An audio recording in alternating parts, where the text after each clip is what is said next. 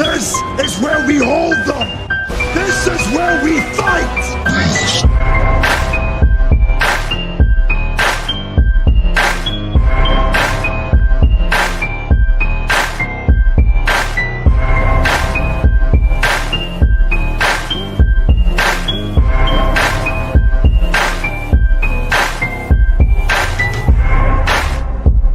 You are now listening to Sweep the Rack podcast featuring Brooklyn Rob and Big Mike.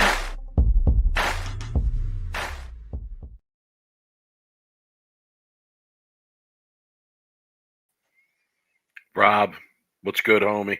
Yo, what's happening, man? Saturday night, we're live for the people after what was a debacle of a show, bro. Jesus Christ.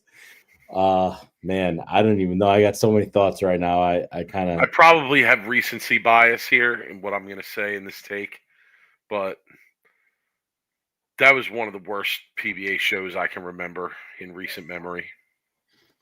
Man, I mean, there's just so many things that went wrong, like spare shooting, bro. Terrible. Spare shooting's atrocious. Come on. Clutch shots, making shot, like, oh man, I don't know. Like, all right, Mike, let's. There was a spare shooting epidemic.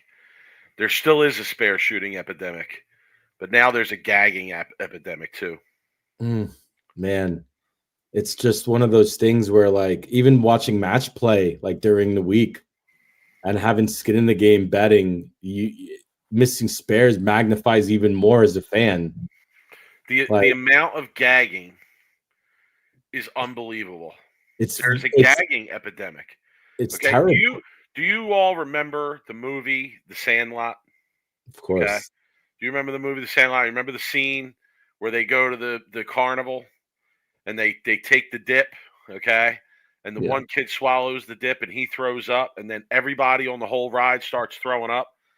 That's what I feel like I'm watching when I'm watching PBA bowling as of late. I feel like it's like, I'm going to gag. No. Over here on this pair, I'm going to gag. No, the same match, I'm going to gag. Oh, you want to give the match to me? No, I'm going to give it back to you. I'm going to find a way to give it back to you. Oh, no. You give it back to me again. Like, I don't know, man. I got a question. So, would you safe to say now, not sounding like those old people, right? Like that talk about how bowling was better in the 60s and 70s and 80s and 90s. Would you say that you didn't see that much of gagging back, even back to like the 90s compared to what you're seeing right now, like in general? Again, like, it could be my nostalgia, but no. What I remember about those times is like guys making shots and catching bad breaks to lose. Not missing spares, missing single pin spin. These guys make the 3-6-10 look like it's impossible. I mean, I remember watching bowling for years and not seeing Walter Ray or Norm Duke miss a spare ever. Barely anyone miss a spare. I felt like if anyone missed a spare on TV, it was shocking. I mean, how many? I swear to you, I texted you on Thursday, and I was just like, Mike, like, I think I've only saw one person double to win a match, and it was Matt Ogle. That was it. Remember, I told you, I was like, man, like, I've seen so many times when these guys have gotten up to lock up matches, throwing a first or second strike, and not doing it, and it's just. It was all over the place. And not only not doing it, hold on. So you say not doing it, but not doing it could be like a 2-pin, a 4-pin, a shot that is right on the line between good and mediocre execution, right? But Rob, what we're seeing is guys absolutely throwing it out the window. Yeah, missing like not making a mediocre shot at a big time. Making a terrible, terrible shot at a bad time, at the worst time, that swings not only the score, but the momentum of the match. Like, oh my good, betting on this is just an unbelievable roller coaster ride. It really is, because, you see a guy get up and you know that this is an opportune time in a match, whether it's on TV or a best of 7. and yeah, he just throws it out the window, and I mean, you're at a loss. You're at a loss. You really are. I want to pull some comments up. What's going on, peeps? Thanks for joining us on Saturday night. Let's see. Larry Ferguson, he's not riding with Chris Vi. We'll talk about some of the tournament awards. Roger Well, what's up, man? Brutal show that was. I agree. Andrew's saying that he's never buying a rock star. That ball looks awful. Yeah, Vi didn't make that ball look good. He didn't do roto grip any favors tonight. Just, the pair looked nasty. Dude, Roger's saying he's looked like his Tuesday night league. Ian Lang, what up, man? Lack of heat. Yo, couldn't say it any better, right? CLT Motive having a solid start to the season as a brand. I mean, wins are wins, right? Regardless of how it's done. I like this comment. Rash has missed spares before. So is Chris Barnes. Saw Mika miss a 10-pin and hand Duke a title. That was the U.S. Open, actually. Didn't Bauer dump a ball in the gutter to hand Weber a title? That was the U.S. Open as well, I think. Guys do choke on TV. All right, Doc, I feel you, but could I argue that those examples you gave are over like decades, and the examples that we're talking about are over 2 weeks? 2 weeks, son. Come on, Doc. I mean, really, like Doc, I feel you. I'm a bowling historian. Nico, would you be rich if I get it. Like I could go through that list just as easy as you can. Dude, Nico says this is over the course of a few weeks, man. Nico saying we'd be rich if we could bet on missing single pin spares. Well, you know what, Nico? At this point, the odds wouldn't even be that great. At this point, we'd have to be betting multiple single pin spares will be missed. Yeah, to really get decent odds. I mean, oh god. Matt Malzahn saying mental health is an issue with these guys. Rash Vi. I don't know what mental health is the right words I would use. I think it's nerves. I mean, if you want to consider mental health the same as nerves, Rash had all the right to be nervous on this show. I mean, it was the first time making a show in a really long time. His whole family, his whole friends were there. He just got elected to the Hall of Fame. I mean, there was a lot going on Rash's end. But I mean, it's still definitely you expect them to perform on TV even when they got everything going on, right? Here's what gets me the most about it, and like this is some deep bowling stuff. But the people that are deep into the sport will greatly appreciate, I think, what I'm going to say. Like there's the 9th and 10th frame, right, Rob? And you always got to get up and perform in the clutch in the 9th and 10th. Yes, like we all agree on that. But there's other times in a match, especially a best of 7 match, okay, or a match on TV, a single game match, I'll say, where opportunities present themselves to really put your foot on the throat of the opponent and mentally press that opponent down to the point where they feel like they have to get up and throw every strike to stay with you at that time in the match. Now, that might not be true. You could go on and leave a split later in the match or something, but I'm talking about applying that sort of pressure, right? And aside from the single pin spares that we see missed, the spares in general, the shots thrown out the window the last few weeks, what I also see in watching closely, especially in these best of 7s, is so many of those times where guys get up and it's like, I know that if this guy gets up right now and doubles, he is going to win this game and probably win this match. Okay, his win probability for the match is going to go up if he gets up and throws this double. I know it. I know he knows it. And they get up and again, not only do they throw like a mediocre shot, they throw it out the window and they basically swing the momentum totally to their opponent. And it's wild, man. It's wild. I mean, oh geez. All right. Can we restart the show? Because I want to quickly do league review. Yes, I'll do league review quickly. I'll keep it very short. All right. And then we'll jump back in. I stink. Okay. That's the league review. I think I shot 530. Okay. I was lost the whole night. My equipment selection is terrible. I dropped 3 balls off to get drilled today. So hopefully that helps me a little bit, gives me a little bit of some better options of what I'm doing. But I'm not practicing. Haven't really put any time into it. After I drill these balls, I am going to go practice. I am going to practice a few times because I want to throw my stuff, see what it does. I'm hoping that makes a little bit of a difference. But yeah, certainly not bowling real good. But I'll tell you this: watching professional bowling makes me feel a lot better about the way I bowl because I only drive 30 minutes to bowl my 3 games a week and miss my spares and throw. You know, tonight back to the show. Watching the show tonight, okay. I text one of my buddies. Chris Vi reminded me much of what I do on Tuesday nights in my sport league on this show that last game. I get up and I throw what appear to be good shots, and I get 2 8-10 bucket to it, and I just continue to do it. I just continue to get up, and even though I'm like making little adjustments here and there, trying to slow down, trying maybe moving my eyes a certain way to try and get the ball to do what I want it to do, I still do the same thing. I will leave the same bad leave 8 times in a night. Okay, 8 times in a night. Sometimes in a game, I'll leave the same bad leave 4 times. And it reminded me of Chris Vi tonight. So it makes me feel better watching professional bowling when I bowl poorly myself. But, oh, man, tough. Can we go back and talk a little bit of betting earlier in the week? I really don't want to, but I want to. Well, listen, we get on here and brag about the wins. We better be honest about the losses, too. Oh, we're honest with the losses, but the one loss that really crushed me was so every once in a while, and keep in mind, people think that I'm throwing in these 8-leg parlays like every day, right?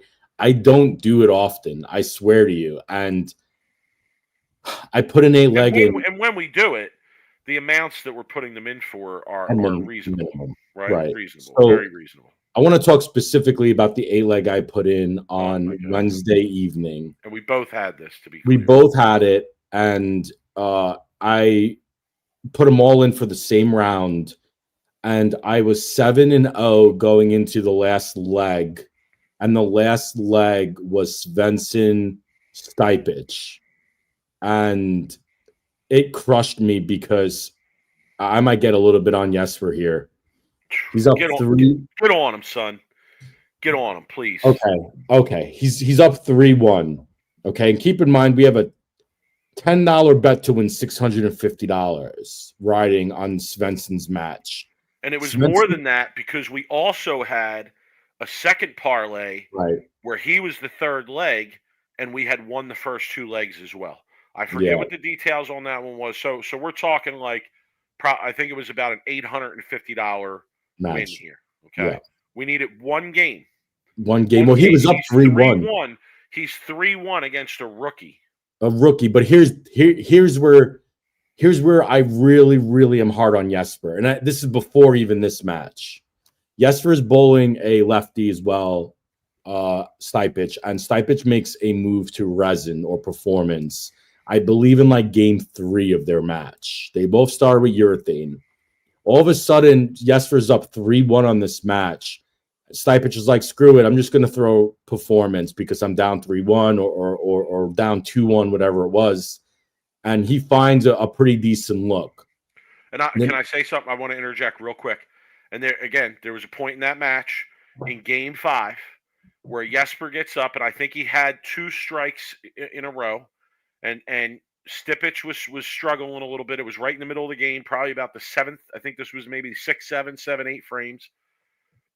Jesper gets up, has a chance to really put his foot on the kid's throat. He goes 3-7. 3-7. Okay, he goes 3-7, gets 1, lets him back in it. Okay, and go ahead.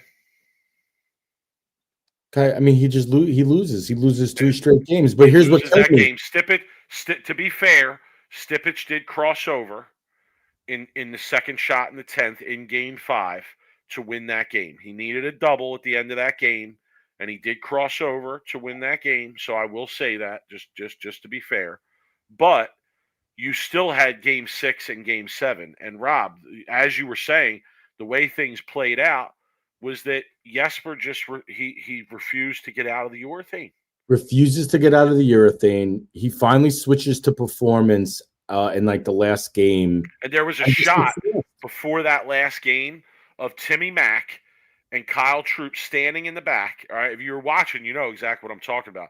They were standing in the back and they were holding a reactive ball and they were literally trying to convince him and tell him, no, like you have to change to this, like you have to switch.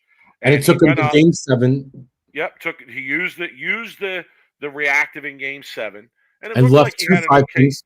Yeah, He left did, two but he 5 left pins. two 5 pins. But here's the thing that kills me about Jesper is, yo, my guy, you're a professional bowler. You're considered at one time you were a top 10 bowler in the world, and yo, you got to know, like, you got to work on your getting out of your urethane earlier and learning how to be successful, being able to switch out of urethane and into performance. Because yo, like, this is a rookie on tour who is a two-hander as well, and Lefty as well.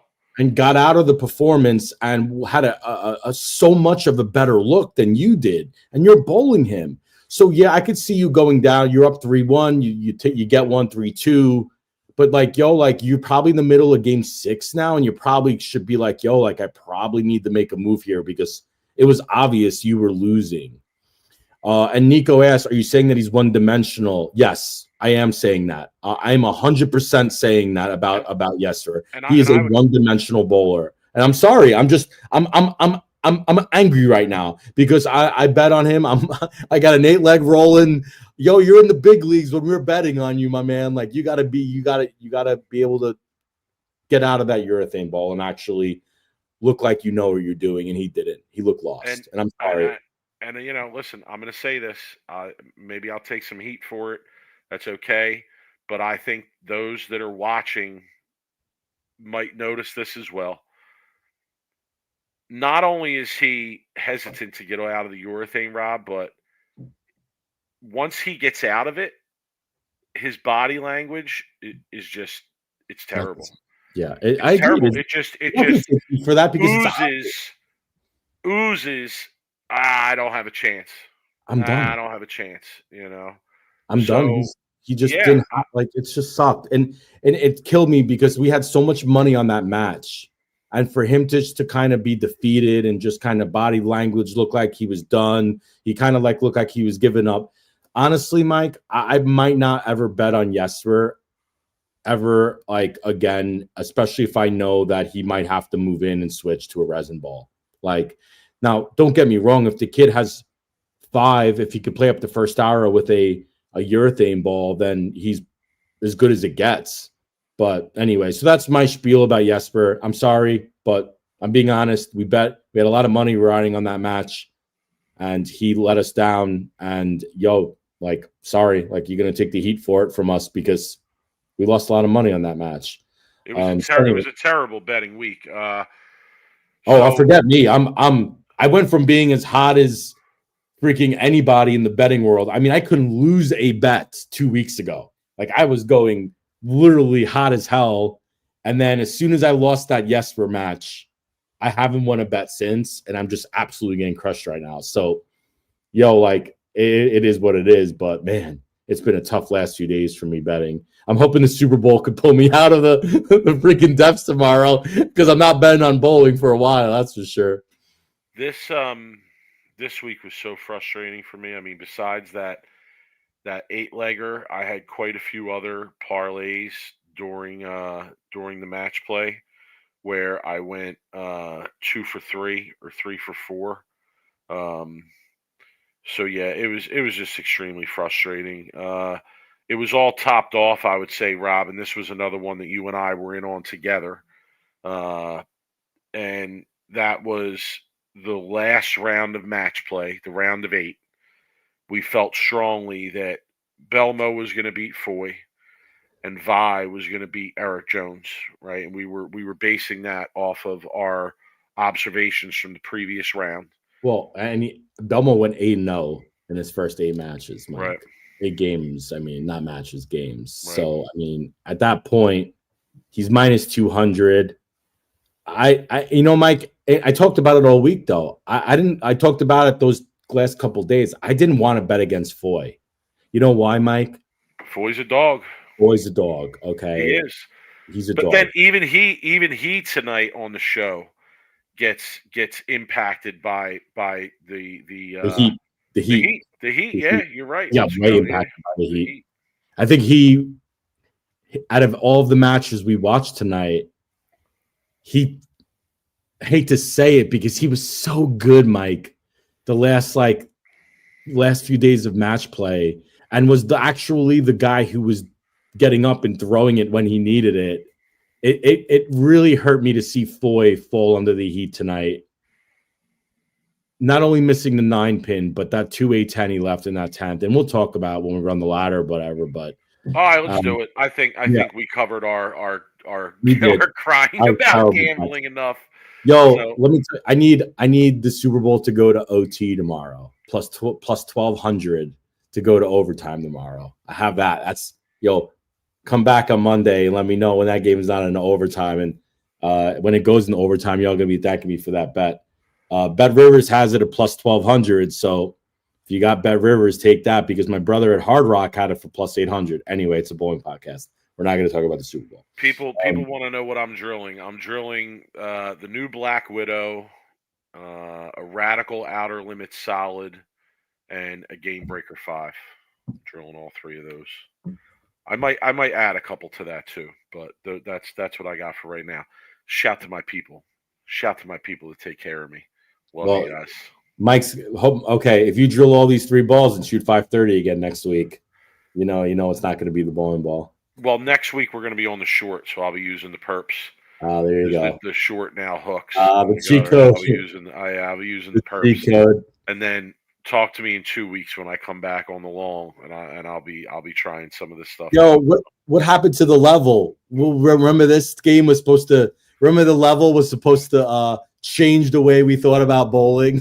What happened to the level? Yo, I haven't even seen it. I haven't seen it on tour at all. Like, I don't know. Are they even have it in their bag right now? But I remember it was game-changing technology, remember? Clearly didn't change the way Jesper thinks about bowling. I know. He wasn't even throwing it, so it can't be that great. Anyway, okay. Let's run the ladder, Mike. Let's talk about tonight real quick because, this is a great comment. Nico knows the show. He says, I'm ready for Mike to say next weekend. So, yeah, I missed a few spares. I threw like garbage. That's it. That's the same league review every week. But it has been lately, I'll be honest. And it's because I'm putting very little effort in. But, Nico, can I say, though, it's a reflection of the lack of effort for what I'm bowling on. We talked about it a few weeks ago. Rob's had some very profound thoughts on it, I felt like. And, you have to put the effort in if you're bowling on this. Okay, here it is. Mike bowls 3 games a week. I bowl 3 games a week, right? When I was bowling, I'm allowed to miss spares and I'm allowed to throw out the window shots when I need it. I bowl 3 games a week. These pros that we're watching on TV are bowling 50, 100, 200 games a week. Okay. There's no way. Hours and hours to bowl events. That's what they do for their job. They're professionals. They're professionals. We could be critical of them missing 9 pins, missing 10 pins, missing 3 6-10s, wanting to miss another 3 6-10s, because that's what they do for a living. And hey, sorry, but when you're betting on it, it changes the whole aspect of it. Nico, like I said, it makes me feel better, bro. It does. It really does. Like, I don't get anywhere near as upset at my own bowling when I think about, like this week I watched guys miss 9 pins, 3 pins, 10 pins, left and right, 3 6-10. So, like, if guys who are bowling for a living are missing them, how can I have that high of a standard for my own bowling in 3 games a week? Yeah, 100% agreed. Okay, it's such a lame excuse, but it's the truth. I'm just telling you the truth. So we could run quick through Tim Foy, Ogle, just wrong strategy. Okay, wrong strategy. I would have really, be honest with you, I'd have really liked Ogle to throw a urethane. I really would have thought he would have a better look trying to play where Foy was playing with a urethane, like what Foy was doing. And like Matt, you got a black hammer you could use. You're on the Brunswick, the Big Seven. So I think he had the wrong strategy, tried to play left too early, and it just Foy's strategy just was a lot better and played to it, right? So it played to what the shot was there. As soon as they posted the odds for this, I liked Foy all the way. We were on Foy the whole. I liked Foy all the way because I saw Matt Ogle do two things this season. Okay, I haven't watched him bowl a ton, but there's two things that stick in my head that Matt Ogle has done this season, and that is gutter in a match against Ryan Barnes in a big spot. Okay, I think in game 7, game 6 or 7, and lose up 3-1 again to a rookie. Okay, and then in the doubles match play, I think in the last block of match play, he left a 3-6-9-10 and flagged it left. Oh, all of it? Yeah. Went 6-0. Okay, went 6-0. Yeah, I thought to myself, okay, like if somebody is missing that badly at any time, that's not a good thing. Like, I don't care how many great shots you're throwing to be in the standings wherever you are. If you are doing that at any point, I don't have a lot of confidence in what's going on. Yeah, I also think that just Ogle just had a wrong look. He had a wrong strategy, trying to play left. They were hooking, and man, it just the one thing that surprised me, Mike, though, is I really thought their scores were going to be higher because the scores were higher all week. I mean, you saw the scores; they were averaging the leaders, the top 15 bowlers were in the 224 to 223 range, and the first game was higher scoring game to a certain extent. So yeah, I thought it went under. It still went under because the went under. It was an under. Oh, it was the under. Let's be clear. The under was the bet tonight. Hit every night. Just would have bet the under. You can't do that though. That's the problem. Yes, you can't just bet no. You can't. Not on my. I can bet just the under. Not on my Bet Rivers. You can't. Okay, on my Bet Rivers, you can bet just the under. Yeah, what's up, Bet Rivers? Why can't I bet the under and over? You should tweet them. They'll get it for you. I actually the over unders parlayed with the match winner wasn't up there earlier tonight for me, and I DM'd Bet Rivers, and they got it up there for me. Like within an hour, it was up there. So hey, reach out to their customer service is really good. Customer service. It's probably one guy doing all of it too. Yeah, because they know I'm going to blow my kids' college fund. I know. Yeah, they're like, oh yeah, there's that Mike guy from Jersey. Oh shit, we got to get his bets on so we can make our quota. Bet up for him. We can make our bowling bet quota this tonight. But I pressed the right. I thought that they were going to be low scoring, and my theory that I discussed with you before the show was there's 4 two-handers on the show, and they're going to go in practice, and they're going to tear them up and make them sloppy and make them all different ways and play them different ways, use different balls. And I kind of pictured a lower scoring environment.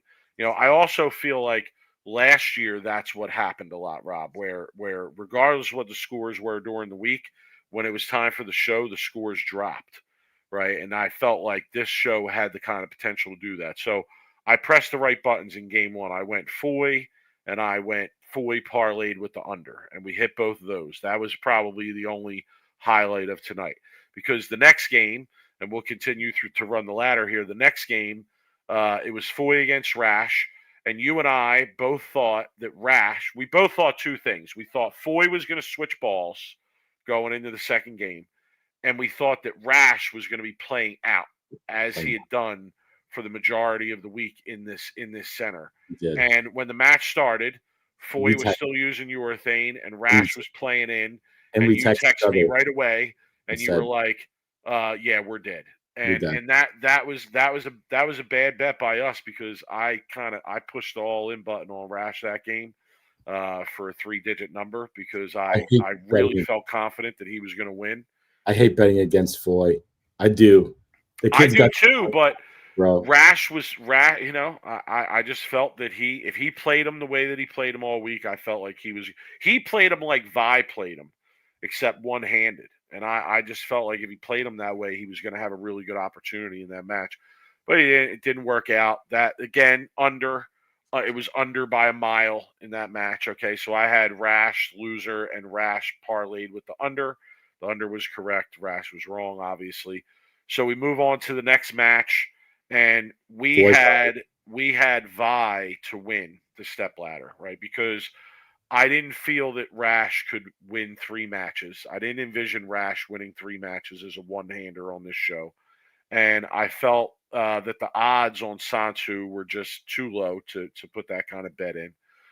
So I went with Vi at plus 250.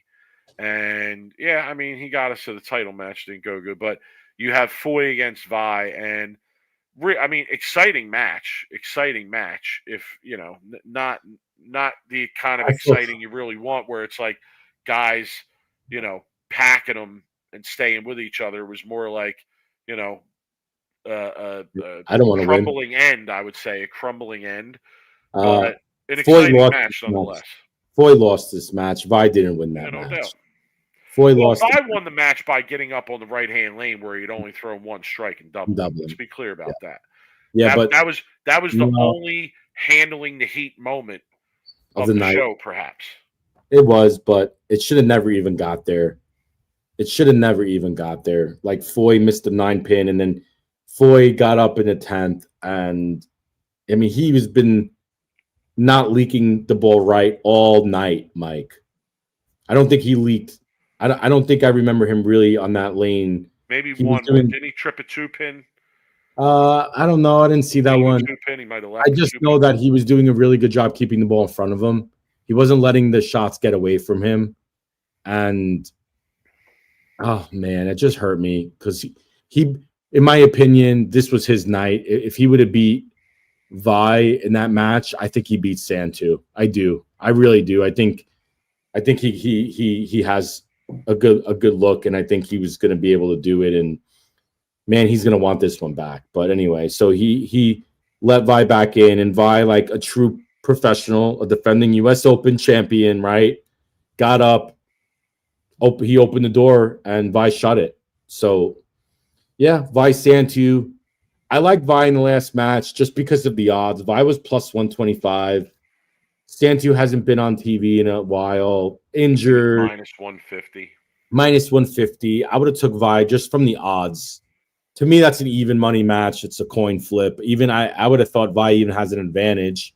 He's already bowled the game. Santu hasn't been on TV. And look, Vi, just the pair got away from him. But we've seen this before with Vi, Mike, haven't we? We've seen Vi look really good the first game on TV. When he shows up on TV, and then he seems to lose it as the games go on when he's on TV. The one thing that we don't see Vi do a really good job of is handle transition very well on TV. I don't think he has it figured out yet. I think the lanes are changing. I think he makes a lot of errant shots. He's almost very Marshall Kentish in that way. I think Marshall Kent's actually been doing a lot better job. Jimmy said it well here. Jimmy said it well in the chat. Vi's got some TV demons that he needs to exercise. I agree with that. He does. I agree with that. You know, I do give him credit though. In the middle of that match, he did switch balls. He did try to move in. I just think he just wasn't slow enough to get that ball to hook back the way he was throwing it. But I don't know if looking back at that move was the right move. Hindsight's 2020, because Santu gave him an opportunity to literally stay in this match. He did by a 4-9, a 3-6-10 miss, and then almost missing another 3-6-10, which he should have missed. Got lucky, but Vi maybe should have stayed trying to play right with that rock star. But I think at the time when he switched, they didn't think Santu was going to give it back to him. They didn't, because Santu looked like he had a really good look. But man, what a just a hey, I don't want it type match. That's what I call it. Hey, I don't. That's what I'm saying. It's that's the way the last few weeks have been. I feel like not only on the TV shows but also in the qualifying. But listen, shout to Santu. I mean, he did make some incredible shots in that final. and he was able to close it out. He wins his first title. So yeah, shout to him. Victor asks, I wonder how much those lane transitions under those lights compared normally. We've had guests on. We've asked that question. We've talked about the TV lights, and it does change them differently than these guys see all week. I think Bill O'Neill specifically, Mike, has talked a lot about how the lights definitely change the way these guys are moving, and it's almost like they're bowling a completely different tournament to a certain degree because of the lights compared to what they've been seeing all week. So take it for that. I've never bowled on TV, but I'll take the words from some of the best in the world. All right, Mike. Robert Hamilton wants to know what we would rate this show. Like on a rate on a what? On an entertainment value? On a bowling? What do you want out? If you're running up? You want so 10, here's the thing. You want 4 stars? I mean, like I said when we jumped in the beginning, like to me it was one of the lamest shows. I'll use the word lame. One of the lamest shows that I can remember in recent memory. We got a new troll count in the chat. Patch Pirates and Tables.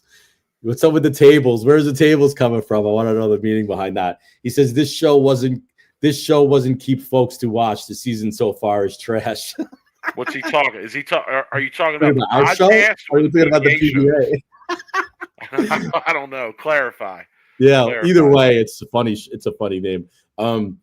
But yeah, I'll give this a 4 on a 1 to 10 rating on just all kinds of entertainment value, professionals executing at a high level, scoring pace, betting, 60s in there, betting. Yeah, that was just a 4.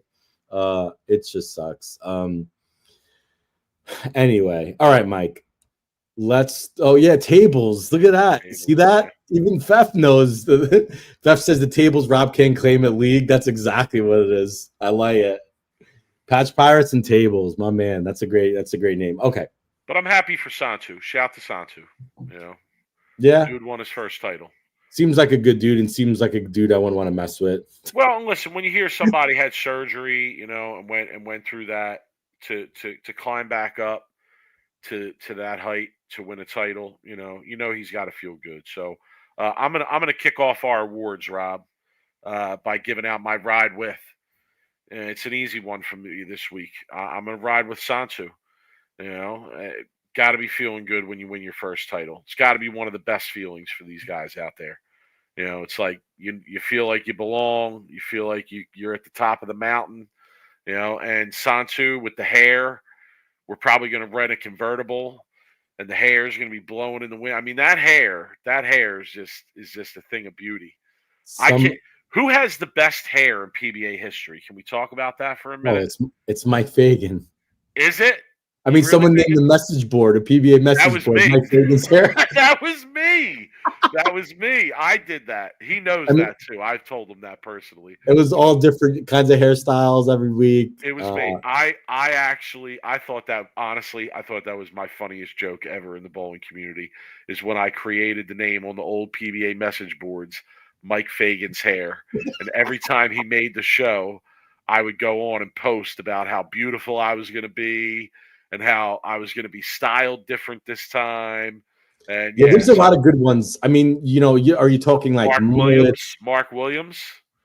Oh, Mark Williams is good. He had the Wayne Webb. Okay. Kyle Troop has got to get a throw out for hair, right? Definitely. Ozio, Mark Williams.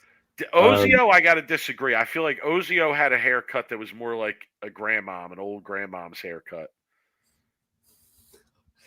Oh man. I mean, Dave Waka's mullet is pretty good. I remember Kelly Kaufman's mullet. Chris Barnes' mullet. We've had this conversation. We've been doing this show for way too long. We've had this combo before. Okay. Let's talk Who's your ride with? I'm riding with the Malots, Mike. I'm riding with the Malots. Okay. Just because of how good they both bowled. They got to the doubles. Just missed the show. I think they finished 6th. It's the first time I got to watch Jordan Malott throw a shot. Throws it pretty good. Wes even was Bowling really good. The West Mulatto, as I call him, the Joel Embiid of bowling. But I mean, like I think that would be cool to be able to ride with both Mulots. Really good performances. The kid had an outstanding week. So yeah, that's who I'm going to ride with. I wonder what they'd be talking about. You think I don't know. I don't. Wes is a pretty quiet guy. I've actually rode with Wes, so that's actually kind of funny because we lived together during the World Series of Bowling one year, and I got to drive him because we bowled the same squad. So you know what? I got to ride with Wes Malott. That's pretty cool. Pretty cool. Yeah, I was talking about his kids and his baseball. The kids are big into baseball and stuff. So, anyway, okay. That's my not ride with. Not going to surprise anybody here. Is going to be Jesper. Okay, I'm not riding with Jesper, and this is considering that Kyle Troop's going to be in the car too, and I'm a big Kyle Troop guy, big Kyle Troop fan. Kyle Troop, friend of Sweep the Rack. Sorry, he ain't gonna be a friend of Sweep the Rack if he hears this episode because we're upset at his boy. But I'm not riding. I mean, to lose in that position in a week where the lefties kind of had a shot, kind of had a look, that's going to be a very silent ride. Also, does a discussion have to be had about possibly a new doubles partner for Kyle Troop, perhaps? I mean, I know they've won this event before, but with the harder urethane becoming less and less effective out there, it seems, that's something that could be a possibility. I feel like. I don't know. I don't think so. I think Kyle's a pretty loyal guy. I think they always have an opportunity to win, even with the whole like urethane and stuff. I mean, Jesper's he's still a great bowler. I'm giving him a hard time because he cost us a lot of money and he's got a lot of struggles. But is urethane as effective as it was when he was winning at the level he was winning? The clear answer to that is no.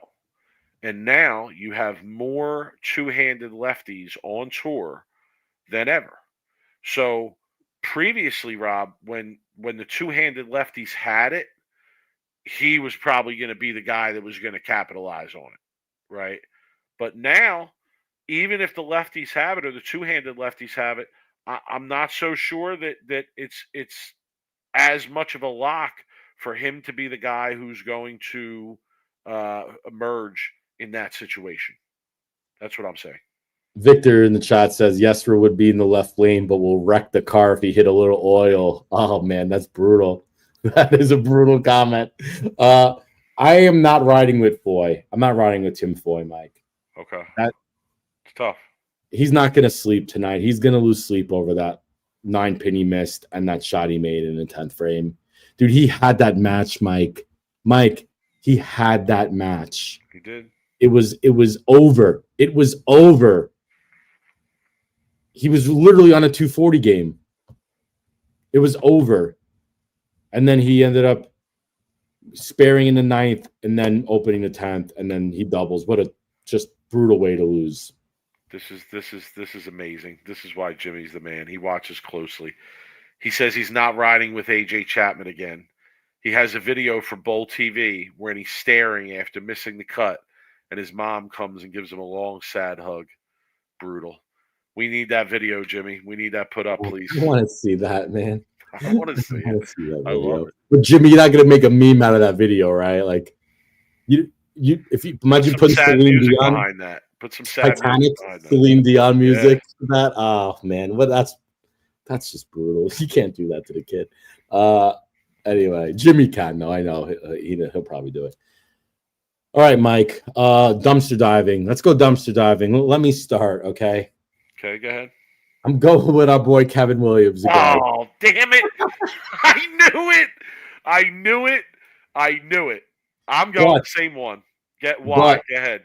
I mean, because it's just, every week I seems to be in the bottom.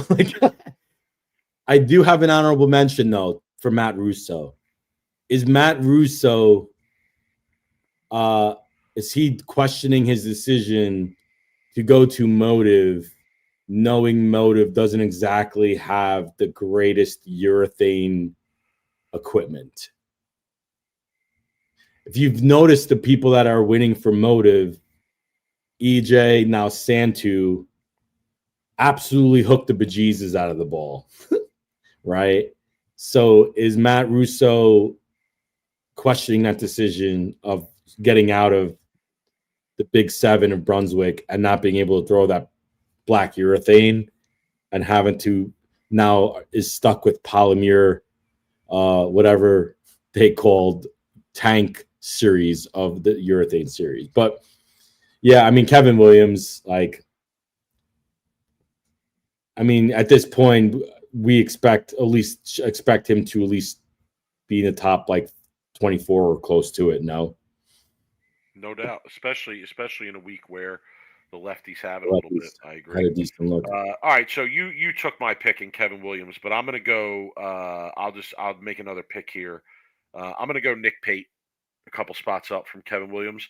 Just a couple weeks ago, Nick Pate was on the show, and now he's 72nd out of 80. So gotta get out of there. Got to get out of there. Can't be getting too many dumpster diving gold medals, because if you do, you're going to be on the outside looking in. And Marshall Kent finished 70th. So, I mean, he gets a little bit of an honorable mention too, because this is a kid who actually had his name in the hat for Bowler of the Year last year. True. He wasn't going to win because EJ had such a good year, but he was in the top 5, top 3 of the season last year. So, and it seemed like a tournament where he would bowl good at, where he could bang it off the gutter, but Rob, I got to go back and say something real quick, or they're going to think that we're being biased. We hammered on people earlier for missing spares and not putting their foot on people's throats and not doing a good. Rob, I got to say this: even our boy was impacted by that by this week. I actually saw our boy flag a 10-pin, bro. Well, flag a 10-pin in it. He was up 2-0 and lost, and was being leader of a tournament, and then being up 2-0 in his match, and just. So we got to be fair. We got to be fair here at Sweep the Rack.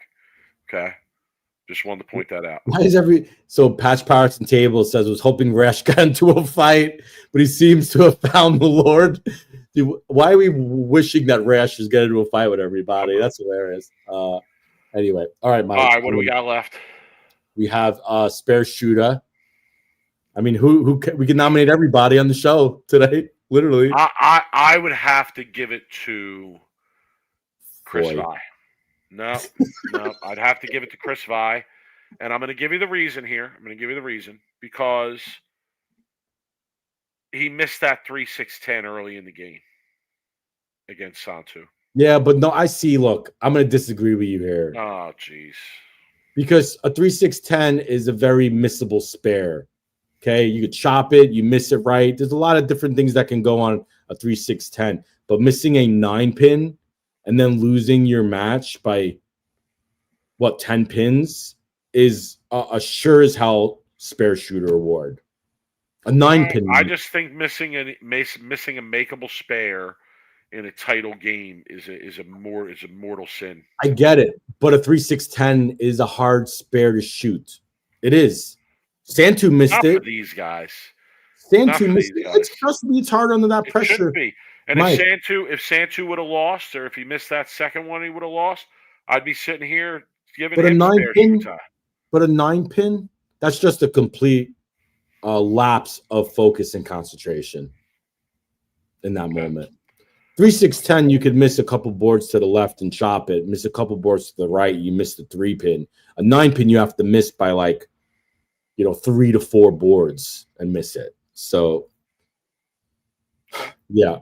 Anyway, all right. I see you, Haas. I'm going to go a little bit out of here and say my award for I see you, Haas, is Chris Prather. Okay. Chris Prather, man, he's having a strong year.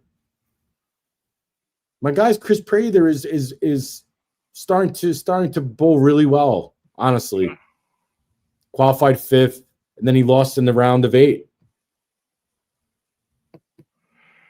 I'm gonna go Bailey Maverick. Ooh, Bailey Maverick. He's starting to I'm gonna go Bailey. Seeing that name regularly. I see you, Hoss. Definitely see you. All right.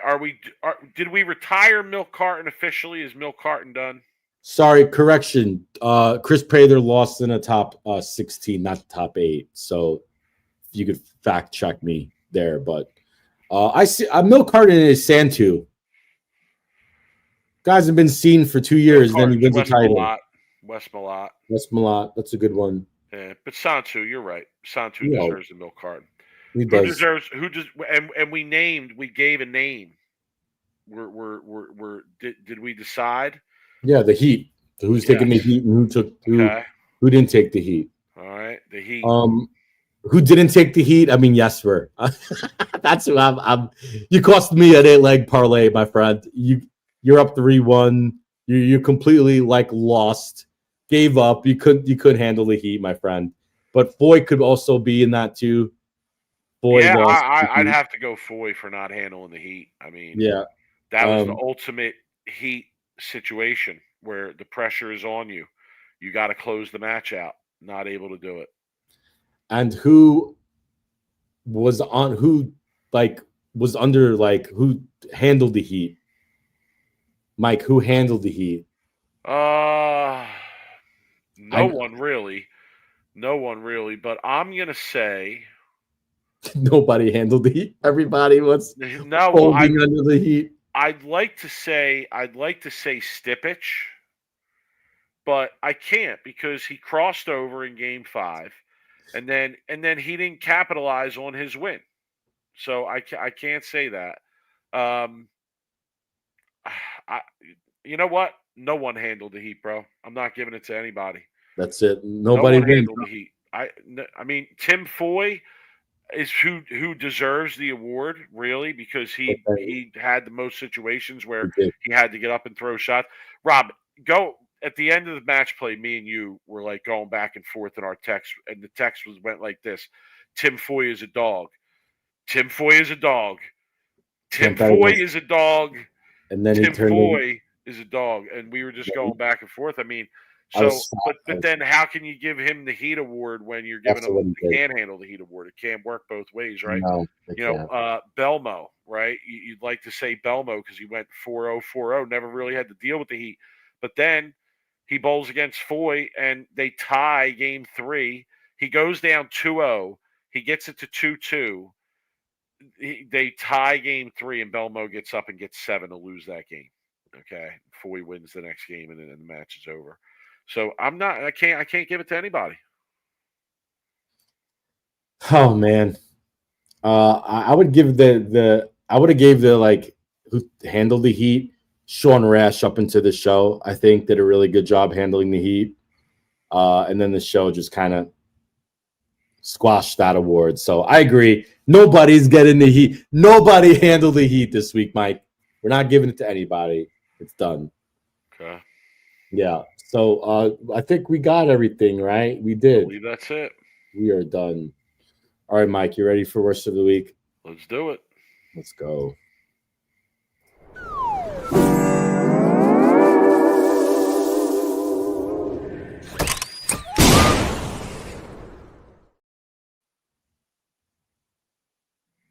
You want to go first? You want me to go first?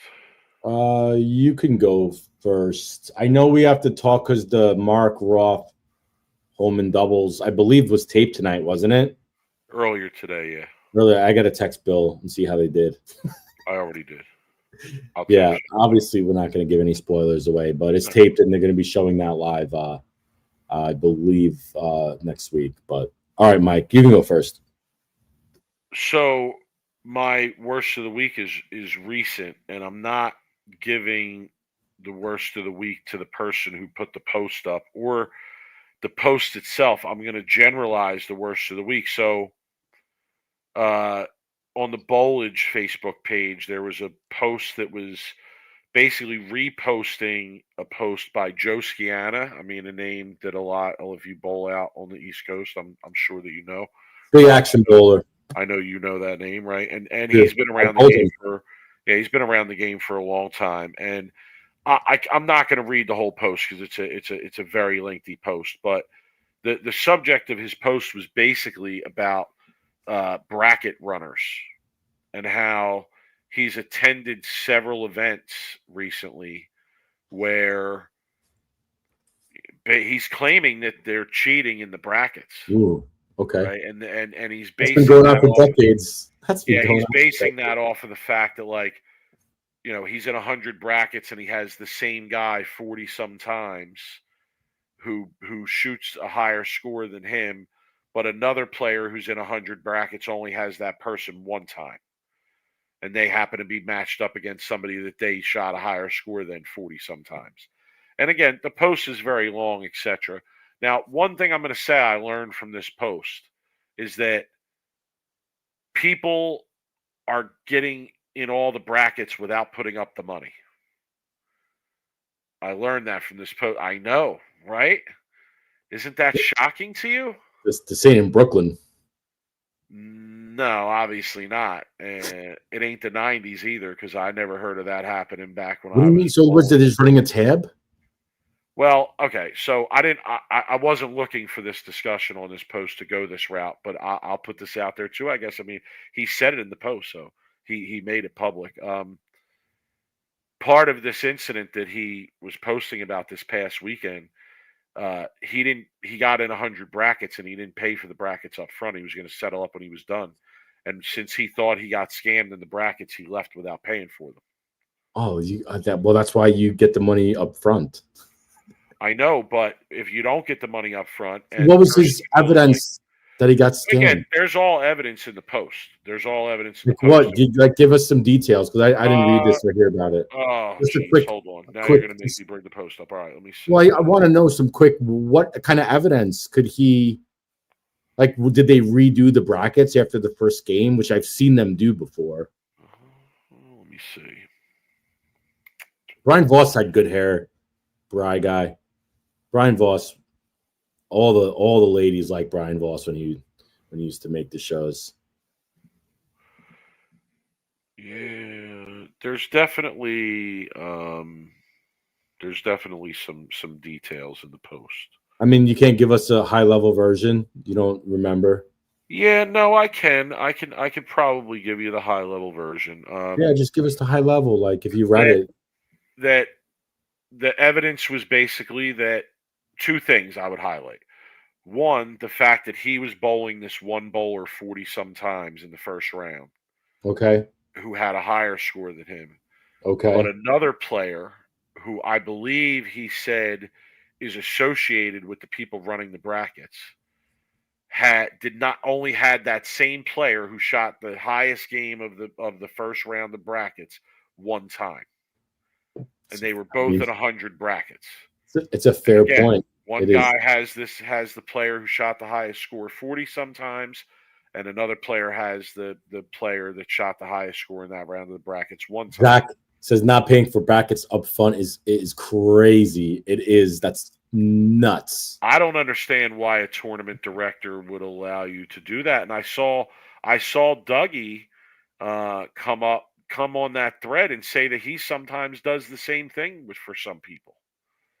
I mean, that's I don't know. Okay. That honestly, I don't like that, because I feel like if I'm somebody who's going and putting up the money to bowl the brackets, that other person is not on an even playing field where I'm at, right? Like somebody should have to put the money up. That's nuts. I would respond to his post and say this: bracket runners have been cheating brackets for decades. And that's who I want to give the worst of the week to. Can I be clear about that right now? It's to the bracket runners that might be doing some ill stuff. That's ill.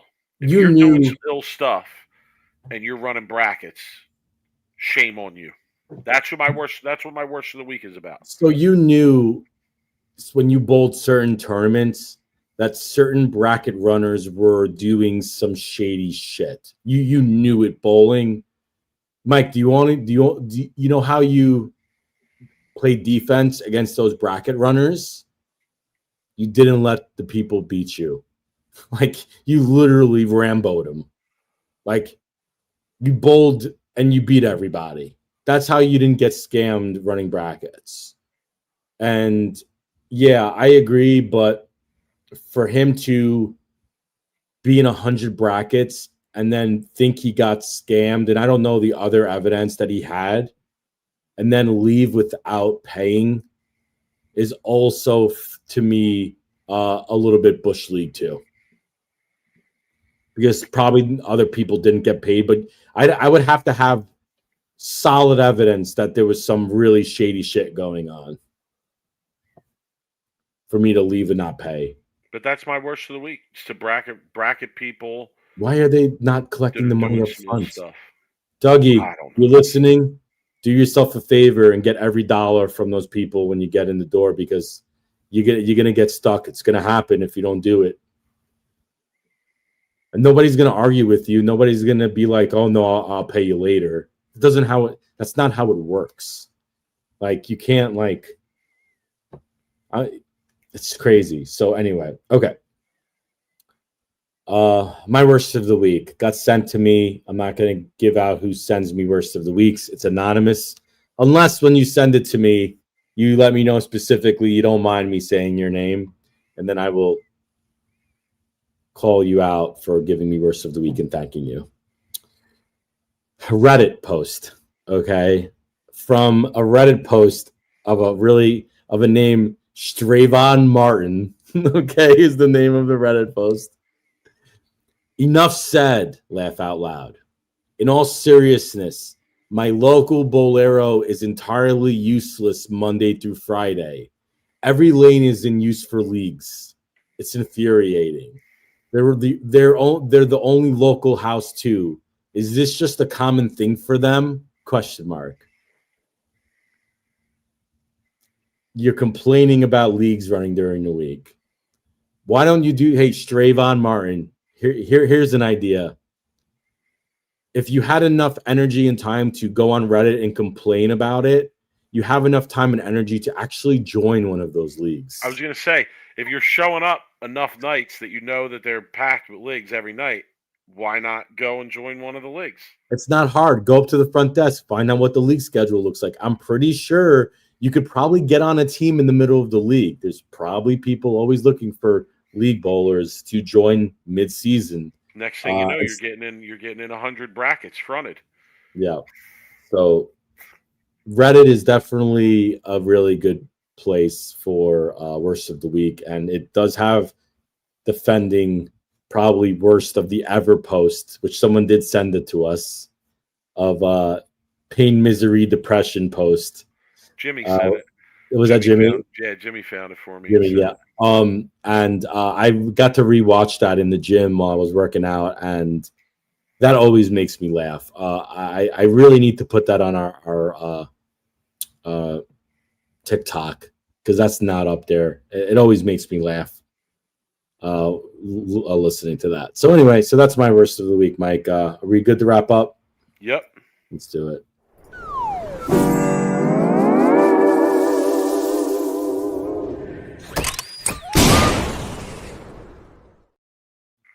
All right, Rob. Let's make it quick. I want to get to Okay. the final thoughts. Yeah.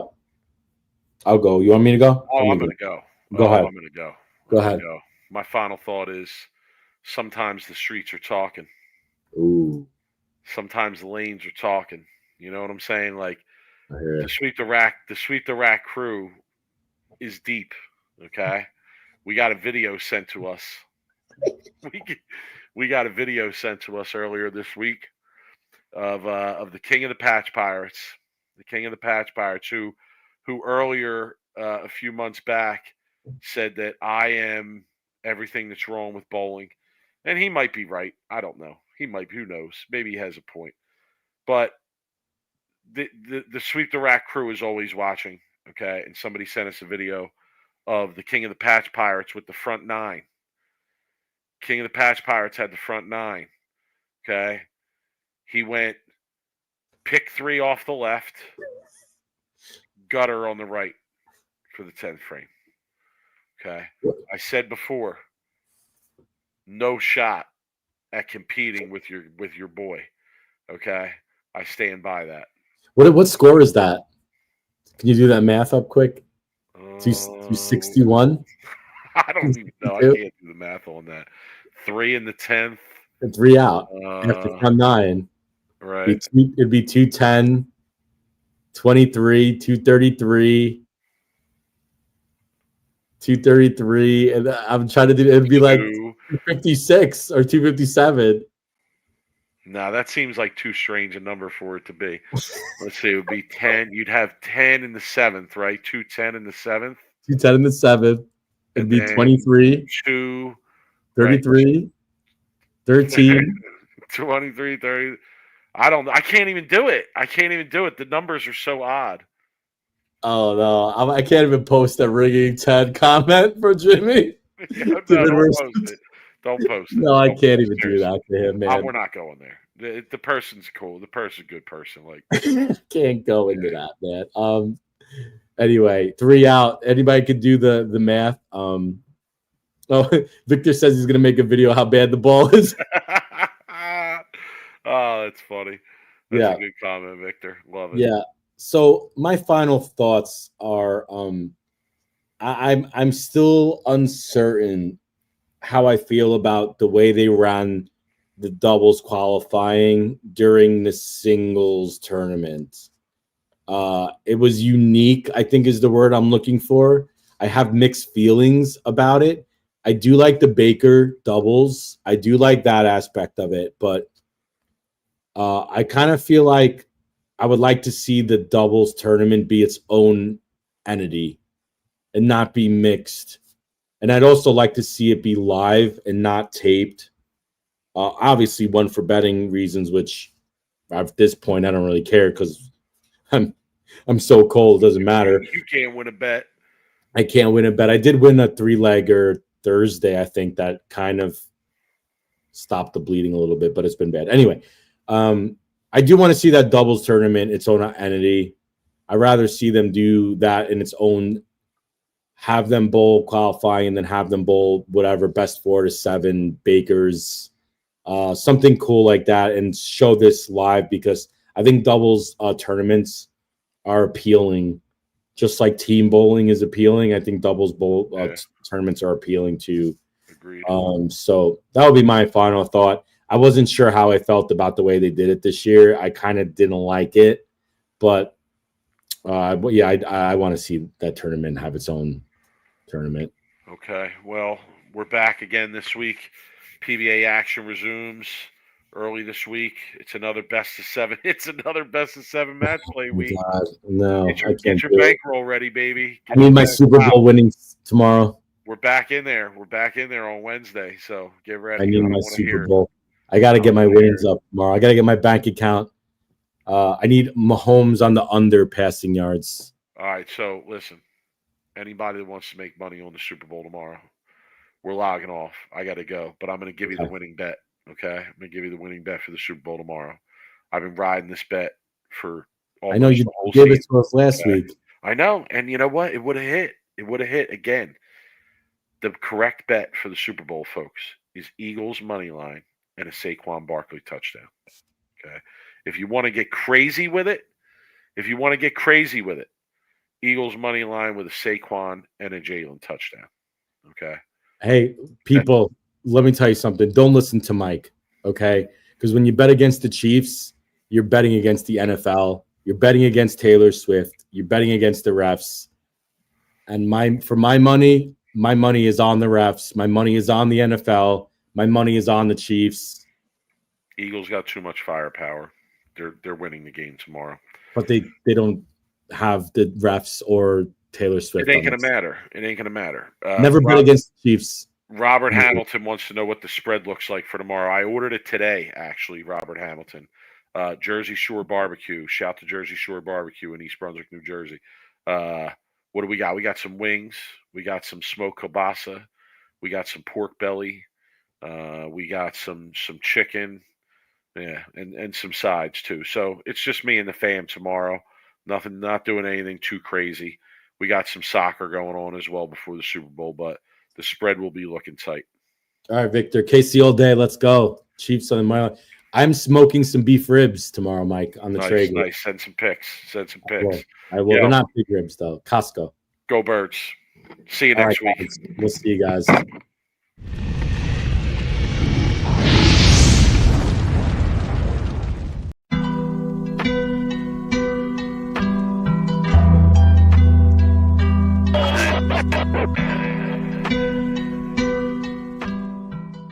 You are now listening to Sweep the Rack podcast featuring Brooklyn Rob and Big Mike.